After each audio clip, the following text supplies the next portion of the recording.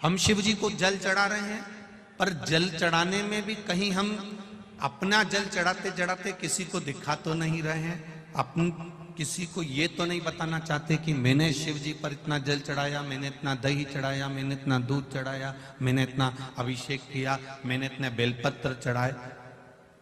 शिव महापुराण की कथा यहां तक कहती है, आप अगर 1.25 लाख बेलपत्र शंकर को समर्पित कर रहे हो, आप 1.25 लाख कमल के पुष्प शंकर जी को समर्पित कर रहे हो, तो शिव महापुराण की कथा कहती है कि एक शंकर जी पे चढ़ा हुआ बेलपत्र ही उठाकर धोकर अगर आपने शंकर जी को चढ़ा दिया तो वो 1.25 लाख बेलपत्र के बराबर हो जाता है।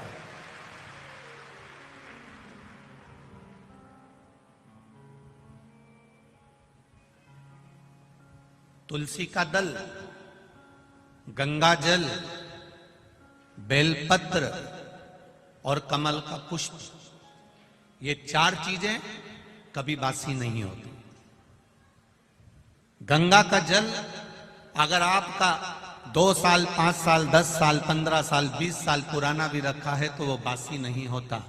कमल का पुष्प भगवान शिव को समर्पित करने के बाद 5 दिन तक बासी नहीं होता।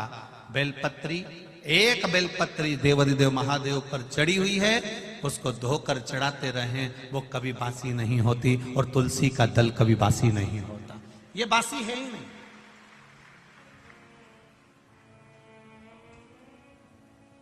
भागवत, रामायण, गीता, शिव पुराण, भगवान का भजन, कीर्तन, स्मरण, मंत्र जाप, आपके गुरु ने जो आपको जाप दिया है, आपके गुरु ने जो शब्द दिया है, आपने जो भगवान का नाम पकड़ कर रखा है, भजन पकड़ कर रखा है, ये कभी बासी नहीं होता। आप जब गाओगे तब वो ताजा, उसमें बासीता नहीं।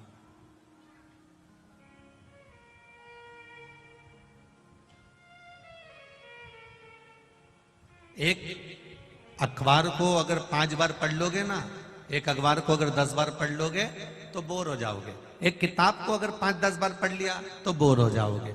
एक मैगजीन को 5-10 बार पढ़ लिया तो बोर हो जाओगे। मन नहीं लगेगा कि ये मैगजीन हमने पढ़ चुके हैं, ये अखबार हम पढ़ चुके हैं, ये किताब हम पढ़ चुके हैं।